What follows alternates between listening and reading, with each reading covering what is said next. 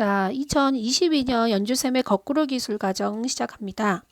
자, 오늘의 영상은 쾌적한 주거의 공기와 열 환경에 대해서 얘기하려고 합니다. 자, 학습 목표 보겠습니다. 우리의 주거 환경의 공기와 열이라고 하는 것이 우리 주거에 어떤 영향을 미치게 되는지, 그리고 그 미치는 걸 이해하게 되면 주거 환경을 어떻게 쾌적하게 우리가 할 수 있는지에 대해서 공부해 보도록 하겠습니다. 자, 먼저 주거 환경이란 용어부터 확인해 보겠습니다. 주거 환경이라고 하는 것은 우리 주거라고 하는 건물 내부의 공간의 상태 및 주거를 둘러싸고 있는 주위의 상태를 모두 포함하고 있는 걸 주거의 환경이라고 합니다. 그러니까 집의 내부나 집을 둘러싸고 있는 외부의 상태를 모두 포함하고 있다라고 이해하시면 되겠어요. 자, 그러면 그 중에서 우리는 오늘 공기 환경과 열 환경에 대해서 얘기를 할 건데요. 공기 환경부터 볼게요. 공기 환경은 말 그대로 집의 실내 공기를 깨끗하게 유지하는 걸 얘기하겠죠. 왜 그래야 되느냐? 지금 선생님이 교과서에 있는 그림 하나를 지금 제시했는데요. 우리 실내에는 우리가 뭐 외부에 요즘 황사라든지 미세먼지 이런 게 심하잖아요. 근데 그런 게 바깥에서도 들어오는 것도 있지만 실내 안에 자체에서도 일으키는 그런 오염 물질이 있어요. 예를 들어서 요리를 할 때 만약에 가스레인지를 쓴다면은 그 가스에서 나오는 이산화질소 이런 것들이 실제로 우리 인간의 폐를 약화시켜서 실제 그 주부들 중에 폐암 환자가 많다고 해요. 그러니까 꼭 담배를 많이 피워야 폐암 환자가 생기는 건 아니고요. 이렇게 공기의 질이 나쁜 환경에 사는 것도 폐에 문제를 일으켜요. 면역도 약해지고요. 그 다음에 우리 단열재라고 해서 우리 실내 집에 열을 바깥으로 낭비를 시키지 않는다거나 또 뜨거운 열이 들어오지 못하게 하는 단열재라고 하는 재료를 쓰는데요. 그 재료들이 이제 성면 같은 걸 많이 써요. 그래서 성면 공사도 많이 한다고 하죠. 이것도 마찬가지 이제 유해 물질이 나오기 때문에 인간의 폐나 이런 호흡기에 질환을 일으키죠. 자, 그 다음에 벽지나 가구 같은 경우에도 이게 오래되다 보면 또는 그 공기 환경이 안 좋다 보면 곰팡이나 이런 것들이 생겨요. 그 다음에 그 화학 재료, 화학 뭐 접착제 이런 걸 사용해서 하기 때문에 이런 게 심한 공간에 있으면 눈에 문제를 일으키고요. 머리가 아프고 또 호흡기나 피부에 문제를 일으킬 수 있어요. 자, 그 다음에 우리 이제 집에서 컴퓨터나 전자기기를 많이 사용하는데 이 전자기기 프린터에서도 오점 물질이 많이 나오고 있어요. 우리 지구 대기권을 파괴한다는 오점 물질이 나오고요. 그 다음에 휘발성으로 이런 화학 물질이 나와요. 그러니까 또 프린터기에 인쇄할 때 컴퓨터에 뭐 이런 전자파 이런 것들이 나오면서 눈이나 호흡기를 문제를 일으키죠. 자, 그 다음에 사람들이 움직일 때 먼지가 일어날 것이고요. 우리가 숨 쉴 때 이산화탄소 이런 것들로 해서 두통이나 폐질환도 생길 수 있고요. 또 동물 키우는 집들은 동물 자체에서 동물 몸에 있는 뭐 진드기라든지 이런 좋지 않은 물질이 우리 호흡기나 우리 피부에 영향을 미치고요. 우리 또 그 동물성 섬유로 되어 있는 카페트나 러그 이런 것들이 또 먼지나 이런 것들을 일으켜가지고 우리 호흡기나 우리 피부 이런 것들을 문제를 일으켜요. 그러니까 공기 환경 관리하는 게 중요하겠죠. 자, 그러면 공기 환경을 관리하기 위해서 우리가 좀 알아야 되는 개념 중에 환기라는 개념이 있어요. 자, 환기라는 개념은 뭐냐면 말 그대로 공기를 바꿔준다는 뜻이에요. 실내에 오염된 공기가 있겠잖아요. 내부에 그 오염된 공기를 바깥에 좋은 공기와 바꾸어주는 걸 환기시킨다고 해요. 지금 우리가 코로나19 상황이어가지고 교실 환기 자주 시키라고 하죠. 그 이유가 바로 이거죠. 바이러스나 이런 미세먼지들, 안 좋은 물질들이 우리 교실 실내 안에 많이 모인단 말이죠. 그래, 숨도 쉬고 사람도 많기 때문에 일어나는 먼지들이 많기 때문에 그걸 바꿔줘야 된다는 거죠. 자, 바꿔주는 방법이 여러 가지가 있어요.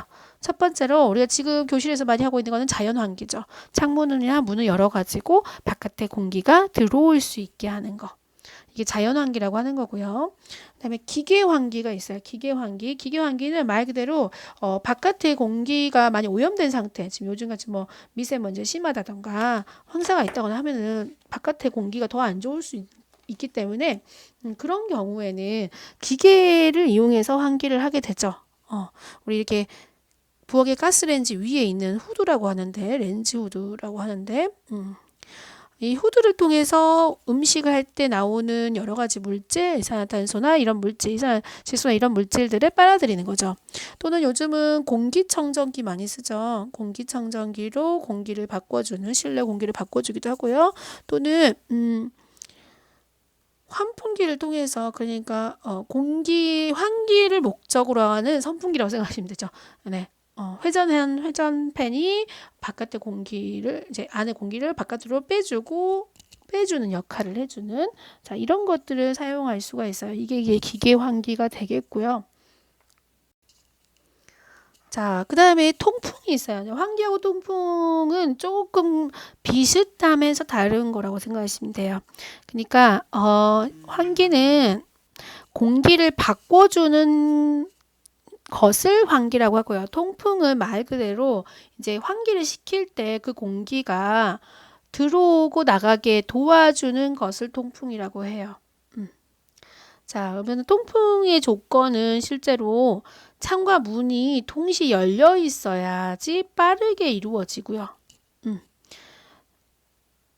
그 다음에 충분하게 공기가 통하도록 할 수가 있어요. 예를 들면 안쪽 문만 열어가지고는 그쪽은 좀 공기가 달라졌는데 안쪽은 공기가 안 달라지죠. 그러니까 창문은 연쪽과 건너편에 있는 다른 쪽도 같이 열어줘야지 이게 완전히 빠져나가고 완전히 바뀐다라는 얘기예요. 자, 그럼 통풍의 조건은 이렇게 했을 때 빠르고 잘 된다고 해요. 자, 먼저 마주하고 있는 쪽에 창과 문을 동시에 열어야 된다. 그래야지 마주 통해서 나가겠죠. 그 다음에 실제로 우리 공기 중에 온도에 따라서 좀 달라지는데, 우리 실내 공기는, 뜨거운 공기는 다 위로 올라가게 되어 있잖아요. 과학적 원리로. 그러니까 위로 올라가게 되어 있고, 차가운 공기는 밑에가 있어요. 그러면 이제 실내 문을 닫고 있을 땐 당연히 뜨거운 열기들이 계속 위로 올라가고 있겠죠. 그러니까 더러운 공기들이 위쪽으로 많이 쏠려 있는 상태예요. 그러니까 공기가 들어오는 쪽은 새롭고 차가운 공기겠죠. 그러니까 창의 위치가 낮게 되어 있어요. 공기를 들어오게 할 곳은. 공기가 나가게 할 곳은 창의 위치를 높게 해야 된다는 얘기죠. 이게 뜨거워진 공기가 나가야 되니까, 이게 뜨거워진 공기가 결국 오염된 공기니까. 그러니까 창문을 열 때도 완전히 마주보고 있는 창문도 좋지만 실제로 들어오는 쪽은 낮은 쪽의 문을 열고 나가는 쪽은 높은 쪽의 문을 열어야지 훨씬 효과적으로 실내 공기를 바꿀 수 있어요. 자, 그 다음에 우리 이제 실내의 공기와 좀 영향력이 있는 게 열이죠, 열. 실내 온도와 습도를 얘기해요. 네, 열 환경은. 보통 우리가 쾌적하게 느끼는 실내 온도라고 하는 것은 보통 20에서 26도일 때 가장 쾌적하다고 느낀다고 해요. 그 다음에 습도는 40에서 60% 정도의 습도를 가져야 때, 좀 쾌적하다고 느끼는데, 실제로 적정 실내 온도를 이제 계절별로 좀 나눠서 얘기하죠. 계절의 뜨거움과 추위가 있기 때문에, 더위와 추위가 있기 때문에 여름에는 보통 실내 온도 26도에서 28도가 가장 우리가 쾌적하게 느낄 수 있는 온도라고 합니다. 근데 이렇게 막 너무 덥다고 막 낮게 뜨잖아요. 근데 그게 이제 신체에는 영향을 별로 좋게 미치지 못한다고 해요. 여름에는 55% 이하여야죠. 좀 여름에는 좀 습할 수 있어요. 이게 우리나라 같은 경우는 장마철이나 이런 것 때 습하기 때문에 더 덥다고 느끼거든요. 습도는 55% 이하로 해주는 게 좋고요. 겨울에는 실내 온도 너무 뜨게 해가지고 덥게 만들면 실제로 밖에 나갔을 때 온도차가 너무 많이 나기 때문에 실제 감기나 이런 위험에 걸리죠. 그래서 18도에서 20도가 좋다고 해요. 그러니까 완전히 아주 따뜻하다 이런 느낌으로 있는 거는 크게 우리 인간에게 좋지 않다는 얘기죠. 그 다음에 실내 습도는 조금 높아져 있어야 돼요. 35% 이상은 돼야 돼요. 왜냐하면 건조해지죠. 바람도 많이 있고 추위가 있다 보면 수분을 날려버리는 조건들이 많다 보니까 실내에 습도가 좀 없어서 쾌적하다고 느끼지 못할 수가 있어요.